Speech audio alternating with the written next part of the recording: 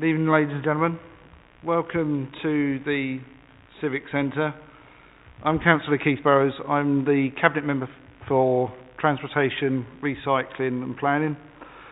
I will hear tonight's petition before us, but before I do, under the circumstances, I think it's only right that we do have a minute's silence just to remember George, Harry and Josh and the reasoning why we are here. So if I could ask you to stand just for that minute. Thank you.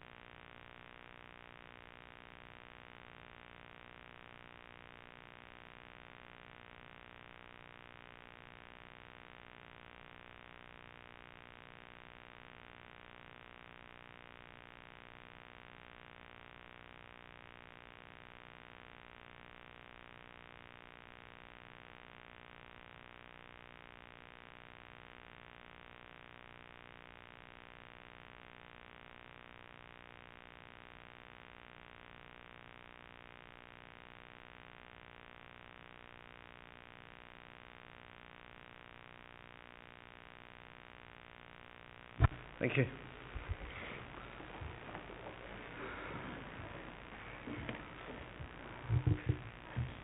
Before we start this evening, I've just got a few announcements to make. I just want to extend my welcome to those here this evening, especially the petitioners and also the sister of one of the young boys who was part of that tragic event.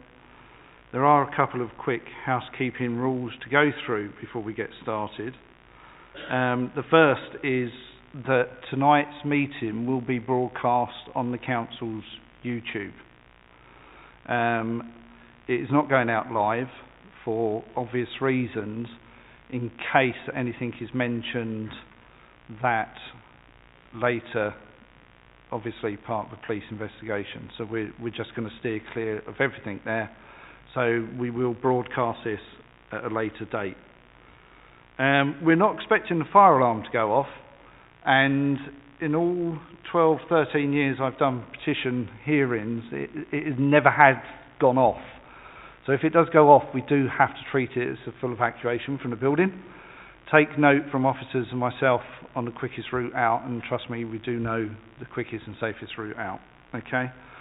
If you have a mobile phone, can I ask that you switch them off? Because the one thing we don't want is a mobile phone to go off. And certainly as councillors, the first thing we do when we have a full council meeting is make sure our phones are off.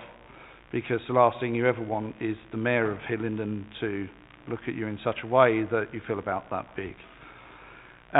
Before I introduce the officers that I've got with me here this evening, I just want to introduce Jean Palmer, who is our Deputy Chief Executive of the Council, and also Raj Aligar, who is our Borough Solicitor.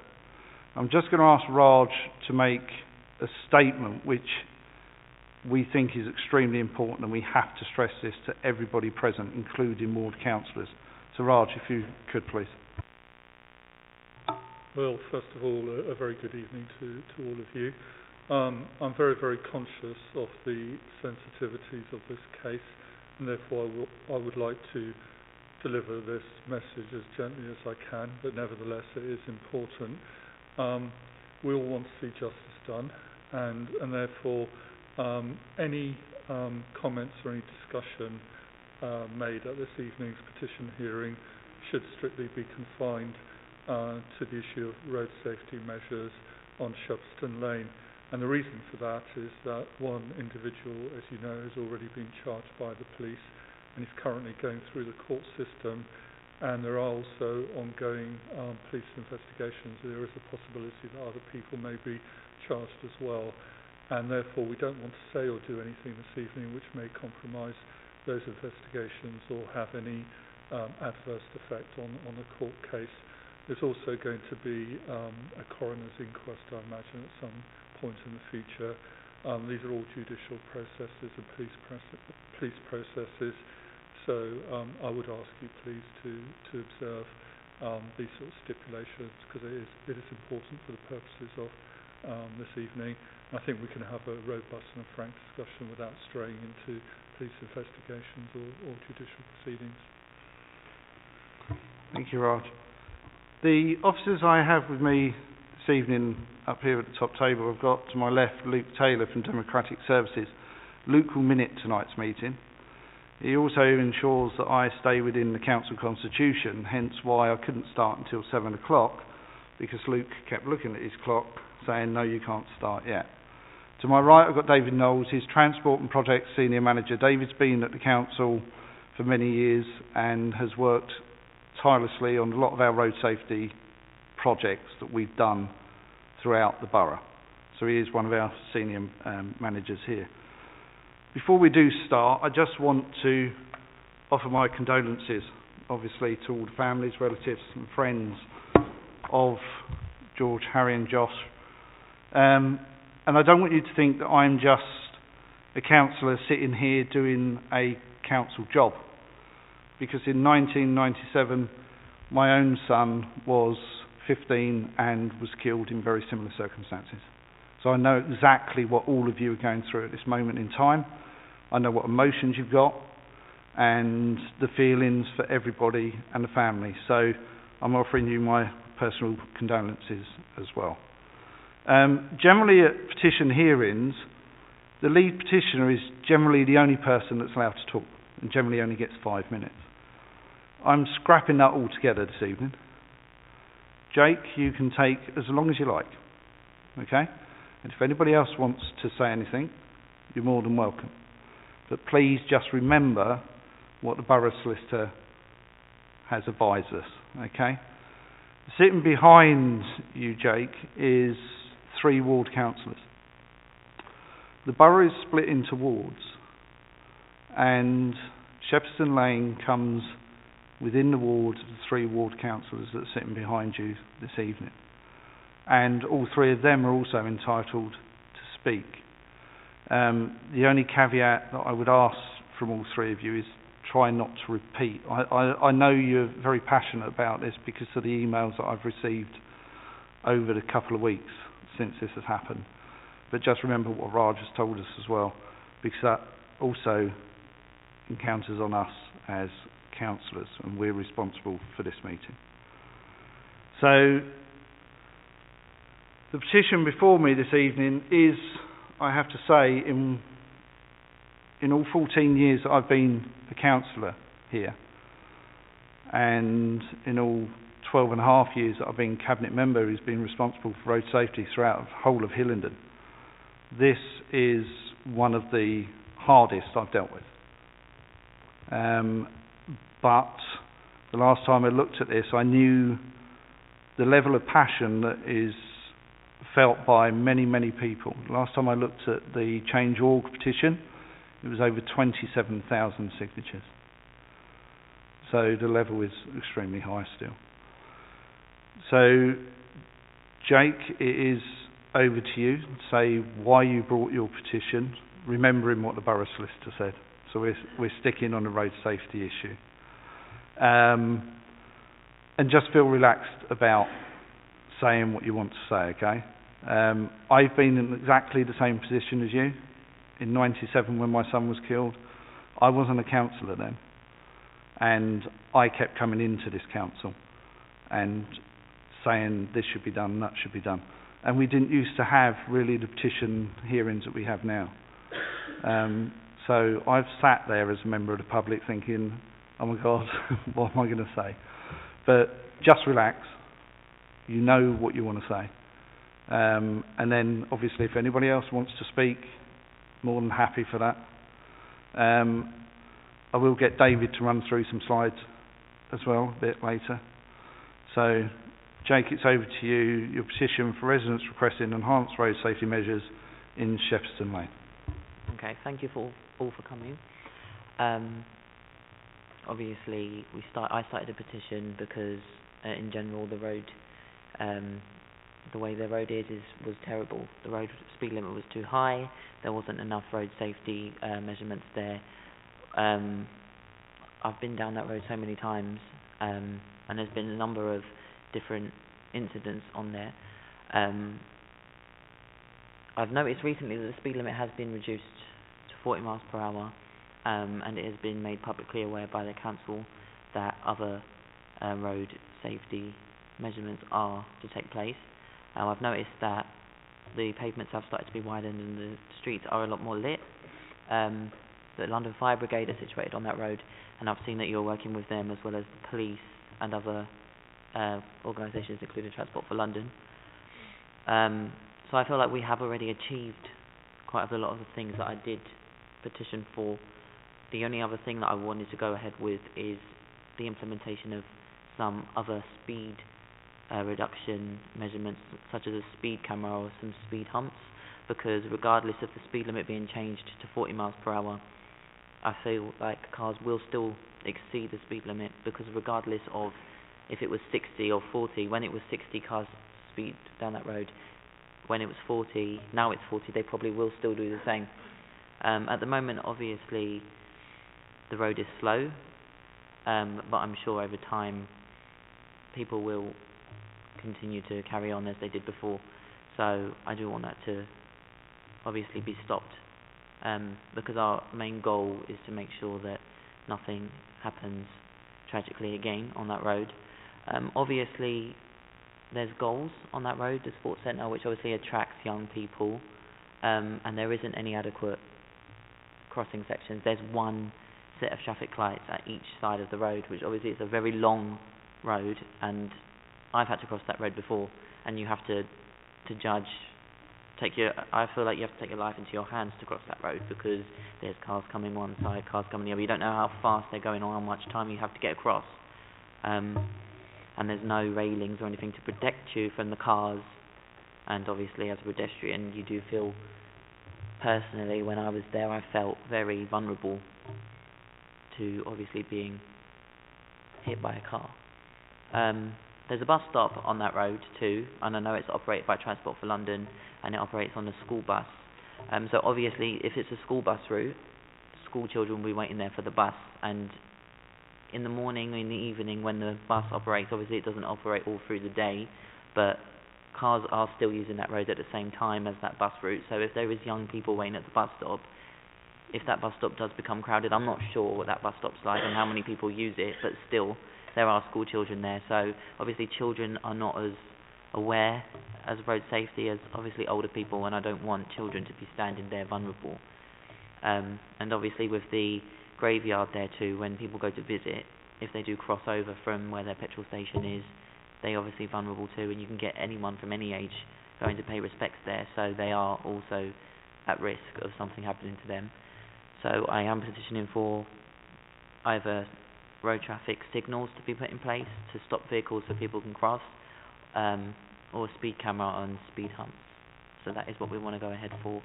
Obviously the speed limit's been changed, we are happy with that, I'm happy with that, and I was speaking with Melissa and we've said, you know, they have changed it, that's a good thing, and cars have slowed down quite a lot. We was driving down there, and regardless, even though it's 40 miles per hour, regardless of that, people are going a lot slower than that anyway. But obviously once, you know, as time goes on, people will begin to go back to how they used to be, and because it's unmonitored, there's not really a huge police presence. Obviously people will take advantage of the fact that it's a big open road with no cameras. So yeah, that's all I have to say about that. Mm-hmm. Sure? Yeah. Does anybody else want to speak? Any one of you? Okay, Melissa, it's over to you. One of my brother Josh was one of the boys that was killed in the accident, and I actually met a man whose son was down that road in an accident. I think it was a year or two previous to the boys having on.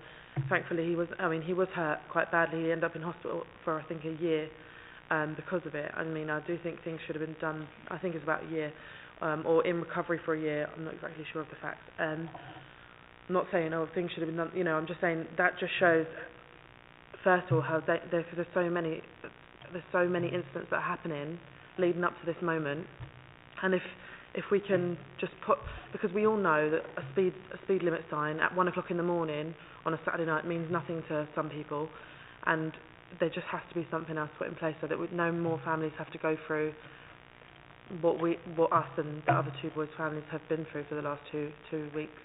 I know that everyone's really passionate about it, and I'm really happy about that. But that's all I can say really. I just think that, in all honesty, we all know that the speed limit doesn't really make that much of a difference, and that's all I can say really. If we could just put at least a speed camera or something like that in place, it just being like Jake said, a long road as it is, people will just take advantage of that, and we don't want that to happen again. That's it for me. Yes, fine. Well done, Melissa. A few years ago, my uncle was driving on that road, and he was overtaken. Well, a car was coming in the opposite direction, and he's a mechanic, so he was driving down the road testing the car, and he was obeying the speed limit, and a car on the other side of the road was trying to overtake a lorry. Obviously, the lorry goes a lot slower than 60 miles per hour, and the overtaking car came from behind the lorry and caused my uncle to have to swerve up onto the pavement, and he hit a lamppost. He was uninjured, and he just drove the car back to his garage. He didn't call the emergency services, and the accident was cleared by himself. But obviously a lot more people could have been involved in that accident, and luckily it was only minor. But I've been looking online, and some of the information that I was given, it says there was 8 other incidences before the recent, and one of them was serious and resulted in a fatality. And obviously it said something about the London Fire Brigade being involved in that. So have they played a part in getting it changed, the speed limit down to 40? Because I know they are situated on that road, and does it have to be that fast because they're there, or does it not matter? No, it's been a historic thing that road has always been at that limit. The fire brigade were involved in 2016. The fatality you're referring to was a motorcyclist that was killed outside the fire station in the 30 mile an hour limit. So it was in the 30 that he was killed. And it was at that time that we started to speak with, obviously, the emergency services, which we have to do anyway after any type of fatality or serious accident on any road in Hillingdon. And it was reviewed that the road should be looked at, and therefore what we had to do before anything else, we had to undertake speed surveys, which you have to do. If you're going to reduce the speed of a road, you have to have evidence to back up why you want to do that. So we done the speed surveys, and it was evident after speaking to all emergency services, the ambulance, the police and the fire brigade, that we needed to do something down there. But what you have to do, there's a very long legal process to do this. It can't just happen overnight.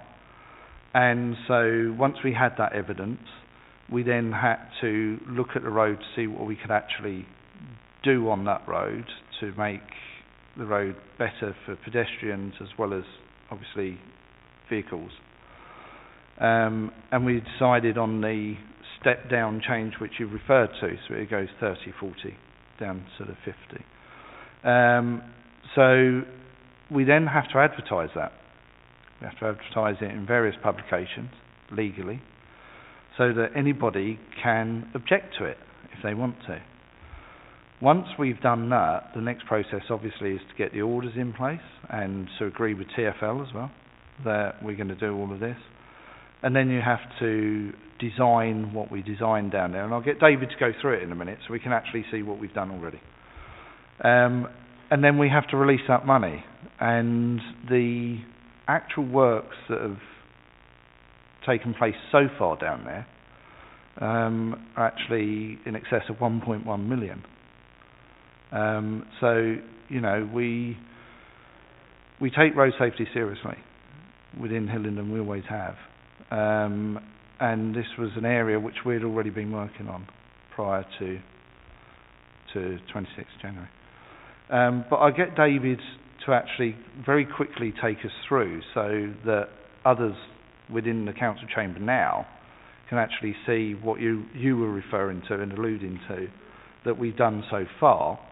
But there are other bits that I want to add on after this as well. So we will move through it. But if I can ask David just to very quickly take us through Certainly. what we've done so far.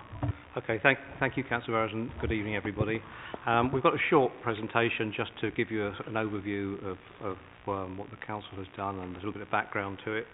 I'll make it as quick as possible. I apologise for this plan because you won't be able to see all the detail on that, but I think this plan and the plan after it should show you that actually we've done something all the way along Shepiston Lane. So the first bit on the left, we've got this is the junction Stockley roundabout. There's the hotel and the filling station. And if we go up towards this end, there's obviously Goals is there. This is a crossing that went in about 20 years ago. I think it was improved sometime in about the past 10 years or so. Here's the fire station, and then here, of course, is the bit that comes into Pinkwell, the Pinkwell area where most people live. And I think the important point that Councillor Burrows made was that there was an accident near here in the 30-mile-an-hour limit, and we discussed all the circumstances that were pertaining to that, and as Councillor Burrows said, sadly a young motorcyclist lost their life entirely innocent because a car was overtaking on the wrong side of the road on the bend, the sort of thing you referred to, Jake, and as a result of that tragically died. It was near the fire station. And when we started talking to the police, well, we said, well, we need to do some surveys, exactly as Councillor Burrows said, and we found that traffic entering this 30-mile-an-hour zone here was already going too fast. So the obvious question is, what can we do to try and reduce the speeds? Now, you've made points about the fact that some people will speed irrespective of what we do, but clearly we have a duty to try and make it as safe as we can. So that was the logic of trying to make the speed limit go from 50 at the Stockley bypass, which is not far from the M4, of course, stepping down to the 40, so that by the time you get to the 30, you're already hopefully going slower. And these little blue dots, you see all the little blue dots along there, it's new lamp columns, so there's new lighting all the way through there. The sort of red bits here is the pavement, the footpath, if you like, and as you mentioned, Jake, you can see that on the ground that work is underway. Some bits, a lot of it is done. The carriageway over the whole length has been resurfaced. That was done the end of last summer, and so the road surface is in good condition. But to do the entire project, we sort of worked our way through it, and some of the work that's still underway, of course, we've paused a little bit of it for obvious reasons. You understand. So I don't really know to show you too much of this because you know the area. There's a funny little bit here where there's a little island in the middle, and people probably don't realise that that's actually to do with a compound that's underneath the ground here to do with Heathrow Express. It's an emergency escape. So that little section there remains at 50. Here's the hotel I referred to. There's the Cherry Lane Cemetery, which you mentioned. Come along here, Frogsditch Farm, where there are a lot of there's haulage businesses. There's the Esso filling station. Come along further along, there's the Goals site entrance. And then here's the bit at Shepiston Lane by the fire station, and you can see there's a subway which brings you from the other side. And that crossing went in, as I say, about 20 years ago as a result of petitioning from the school, because the schools wanted to find a safer means to get across that road, and so that's why that went in. So for not dissimilar reasons to the reasons that you're asking about. That's just a picture that shows you that all of that road's been resurfaced all the way through. This is a little bit of a quick summary. There's lots of words, so I apologise for that. It's what we've done so far. We've surfaced the carriageway, as I said. We've put the new speed limit in, and you've probably seen the signs are up. Most of the street lighting has been done, apart from some bits which we couldn't do at the moment until the police have finished their investigations. There's 40 mile an hour repeater signs, there's 18 of them. Somebody actually counted them. But, the vehicle activated signs, they're now working today. They've been put up over the weekend. They had to be adjusted and tested to make sure the vehicles do actually operate. They're there now and they're working. And we hope that will help at least flash a warning message to people. There are variable message signs at the end, and I'll show you the pictures of those in a minute. Some bits we've got to come back to. I won't labour the point, but it's obvious why. We've got to do some work near the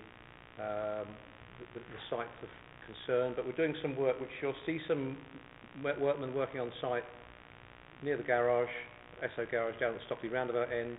They're doing some work at the fire station end as well, and then they'll come back at a sensitive time to do any bits that are left in the middle. That's just some pictures taken in the past day or so. You can see some of it was taken today because it was raining. That's the warning sign. So there are those up at each end to tell people that they need to take care because there's a change in the speed limit. There's the flashing sign, which I don't know why.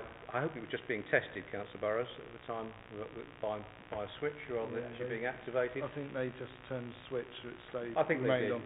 You can probably see, it's not very clear, but that's some of the new pavement. So the pavement is wider, it's a better surface, so for people walking along there it's less intimidating. There's some more pictures. That's the little entrance I was talking about near the Stockley bypass. Some more of the new pavement, quite much wider. New lamp columns, new pavement. More of the same. That's the 30 mile an hour limit. This surface is the new surface. You can hopefully see that's a better surface, and there's some red markings there to show you where the speed limit changes. That's the other view of the bit down towards Stockley. And so that's just a few pictures of what we've done, and I hope that was helpful. Thanks, David. I'll bring in the ward councillors now to see if they want to add anything. Are all three of you going to speak?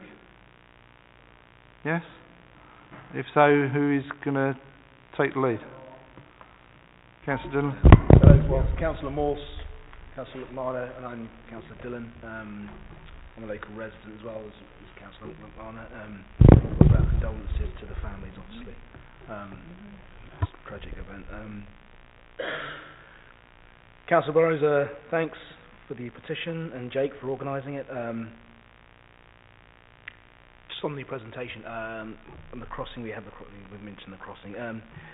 Could we please request that the trees at the cemetery, where we've got some lights there now, that's a particularly narrow pathway by that cemetery, and I know at the moment it's not particularly well lit, but the trees will hide some of that light as you're walking down. I mean, I use the road about 4 or 5 times a day, so I know it quite well.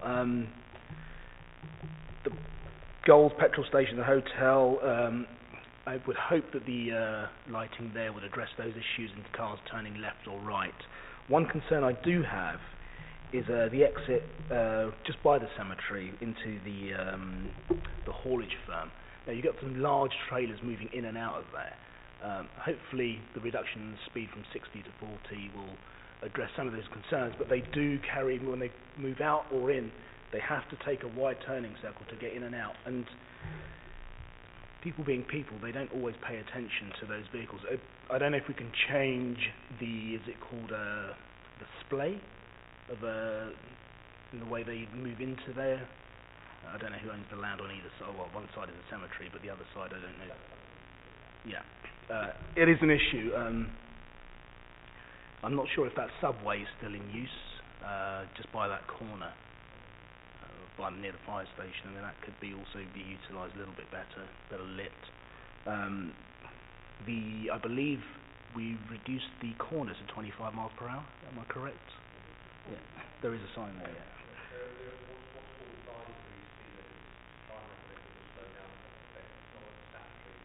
Okay.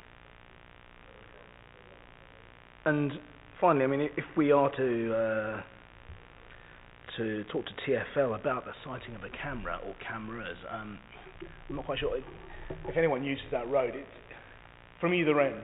So from the roundabout, the big roundabout end, what often happens is you've got two lanes, but one turns onto the to go onto the M4, but people always try to cut in. So you're actually already speeding to either not let somebody in, or to speed in so that you're not letting somebody in, or to get in. So you're already speeding before you're into that. You see, and coming from that big section from the other side of the roundabout, which is a big roundabout, you're already doing 30, and then going down. This is what used to happen prior to this. And then you're tearing down, which is a narrow part of the road. Used to be poorly lit, it's obviously we've done things there, but you have cars then turning on your right. People often ignore it. Even coming the other way, you have people overtaking 2 lanes to try and push it. It's a really difficult area, that area. But they'll be speeding there, and then they'll slow down a little bit, and then they'll speed again. So it's really difficult to know where to put the one camera, or would we petition for 2? Because on the other way, coming back the other way, it's just a clear road to hack down. Hopefully that gives you a little bit more knowledge of what people are doing. I mean, I use it all the time. It's my route in and out of Pinkwell and to work. So I would just like to add that to it. The presentation's fantastic. Thank you, David, for all the hard work. Yeah, great. That's all I have to really add to that. Councillor Dillon. Councillor McMahon. Thank you. Our condolences to all the families that were affected. Thank you to is it Jake or Luke? Jake. Thank you for the petition. The speed humps that Jake mentioned, I would very much like those to be kept alive. If all the things that have been put in place so far, if those don't work, I would like to see those speed humps being put into place, because that will reduce the speed. But other than that, I'm happy with all the speed limits that have been put in place. Thank you. Councillor Morse. Councillor Burrows. My only observation is, and I'll point out point 46, where it says there would need to be more consultation. I'm a bit concerned at the length of the 30-mile-an-hour limit. In fact, if you're approaching that area, because it's a straight line, there's a tendency for people to speed because it's a straight line. You've just come off a relatively fast motorway, and sometimes when you're coming down, people don't adjust their speed down.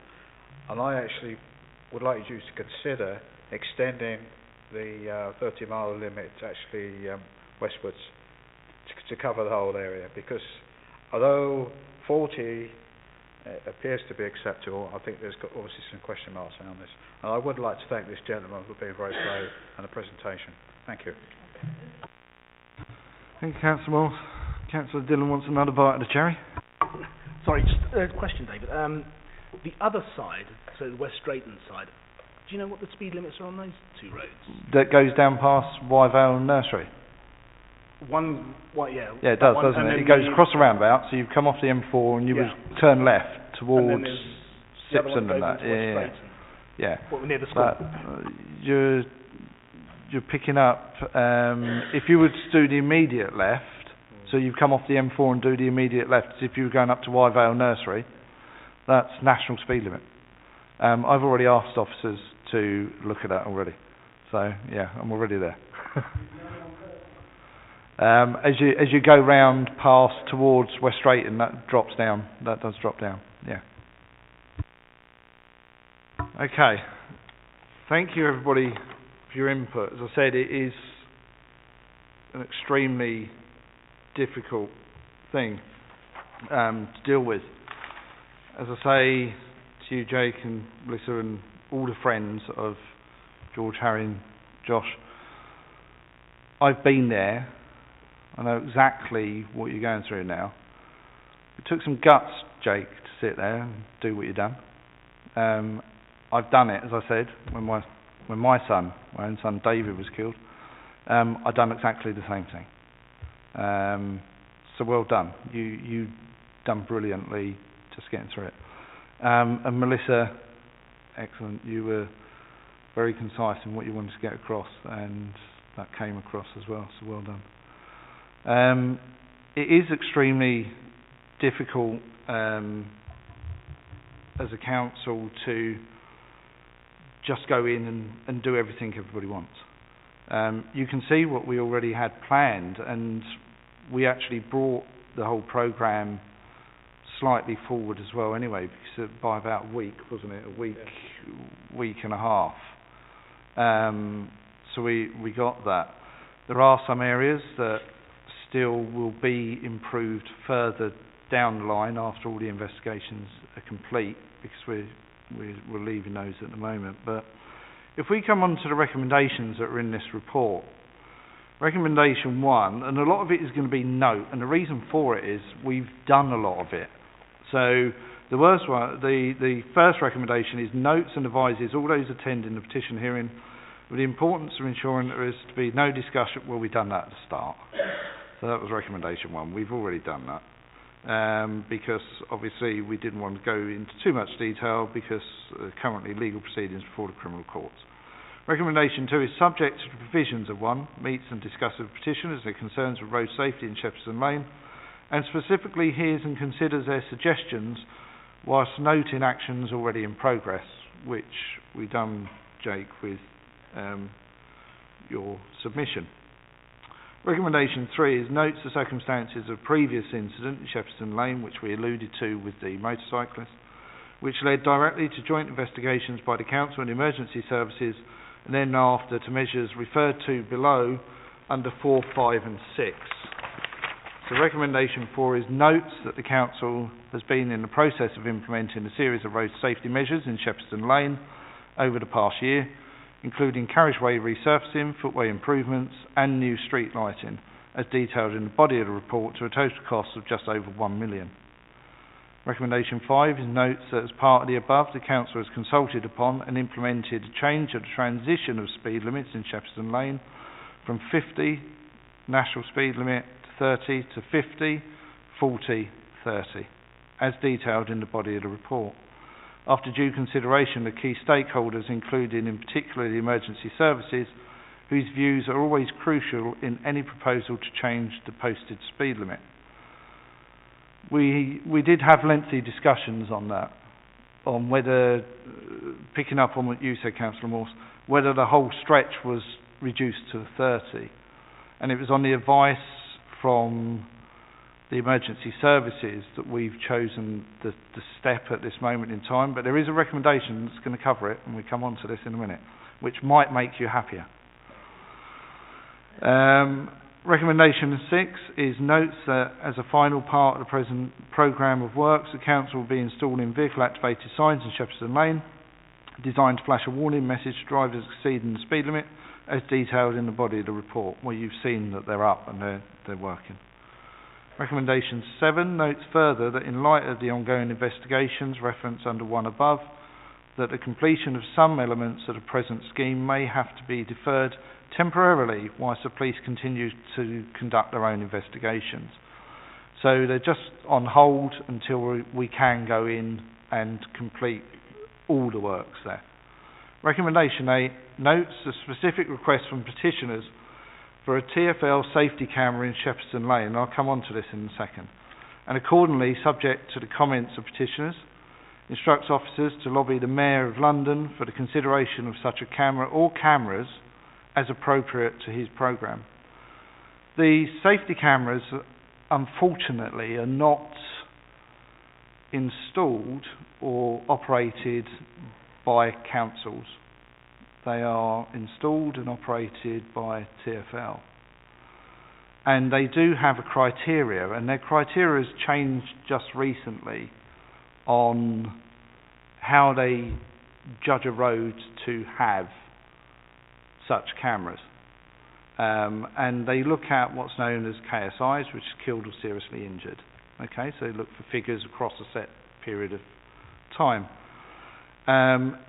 But I can assure you now, I will put all my weight behind this as well to get cameras down there.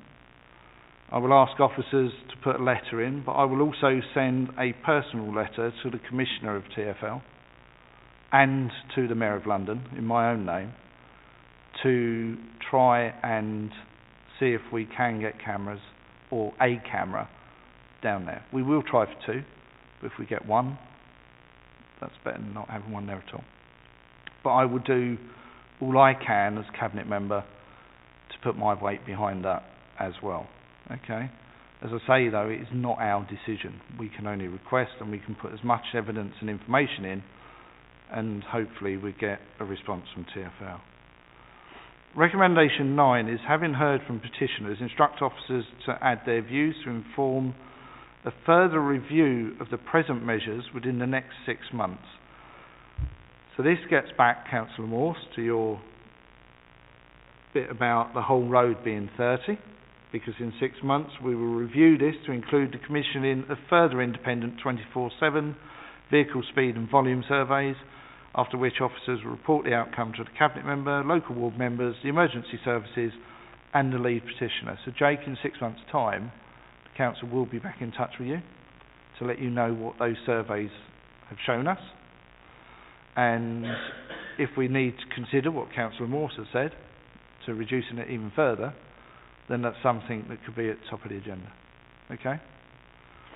Recommendation 10, subject to the outcome of 9, if the ongoing investigation by the police and other bodies, such as those referenced under item 1 above, have yet to be concluded at that point, agrees to consider a further review of the situation in Shepiston Lane, at which point further critically important information may have become available within the public domain and could inform the development of further measures.